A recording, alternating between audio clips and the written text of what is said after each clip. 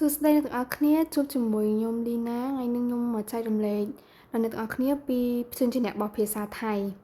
អ្នកទាំងអស់គ្នាត្រូវចាំថាព្យញ្ជនៈភាសាថៃមានទាំងអស់44តួ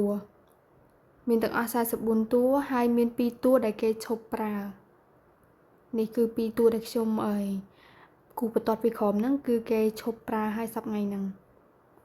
អូខេឥឡូវនេះខ្ញុំនឹងលើកឡើងជូនអ្នកទាំងអស់គ្នាតែ6តួសិនទេដើម្បីឲ្យចាប់ម្ដងតិចម្ដងតិចអូខេអ្នកទាំងអស់គ្នាឥឡូវខ្ញុំបានដកវាចំនួន6តួហើយដើម្បីឲ្យអ្នកទាំងអស់គ្នាងាយស្រួលមើលខ្ញុំក៏បានបន្ថែមជាមួយនឹងអក្សរខ្មែរដើម្បីឲ្យមើលថាអានមិនហើយក៏មានការបកប្រែឲ្យដែរឥឡូវមើលមកចាប់ផ្ដើមអានទាំងអស់គ្នា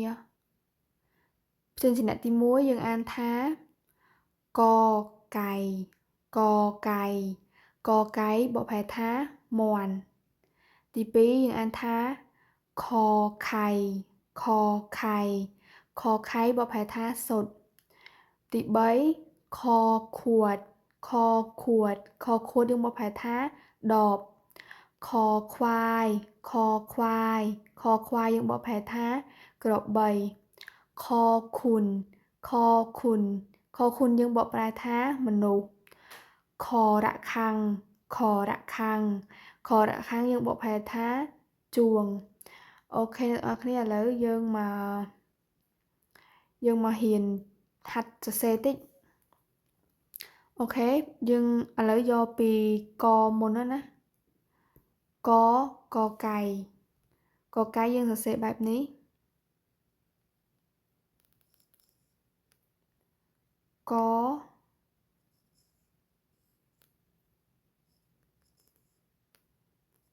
កកៃ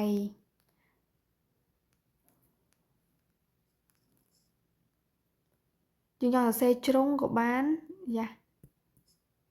ចង់សរសេរជ្រុងក៏បានចង់សរសេរមូលក៏បានទី2ខខៃយើងចង់សរសេរចេះបានក៏បានដែរទាំងអស់គ្នាសេចេះក៏បាន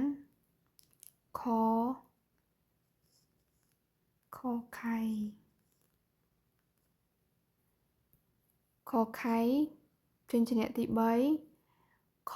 ខួដ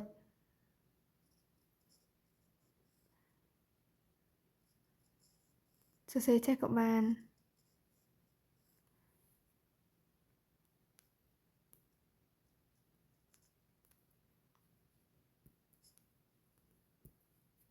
រៀងបាក់សេតិចក្នុងនេះហើយចំណែកខខួដនេះអ្នកនរគ្នាឃើញថាអាខាងមុខនេះខផ្សេងអាខាងក្រោយនេះខផ្សេងដូចខ្ញុំបានប្រាប់អ្នកទាំងអស់គ្នាចឹងមូលហេតុដោយសារតែខ2ហ្នឹងគឺក្នុងព្យញ្ជនៈភាសាថៃឥឡូវគេឈប់ប្រើហើយអញ្ចឹងហើយគេជំនួសដោយអាខខួដនេះគេជំនួសដោយខខៃនេះខខៃនេះមកជំនួសវិញ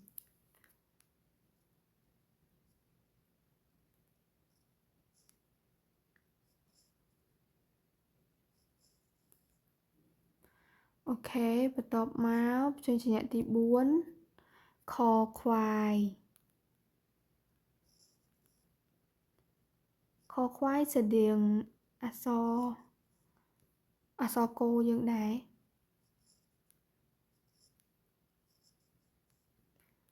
ខខ្វាយទី5ខខុន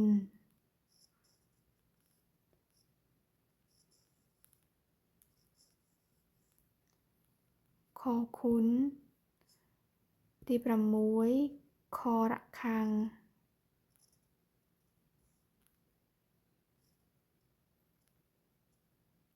យ៉ា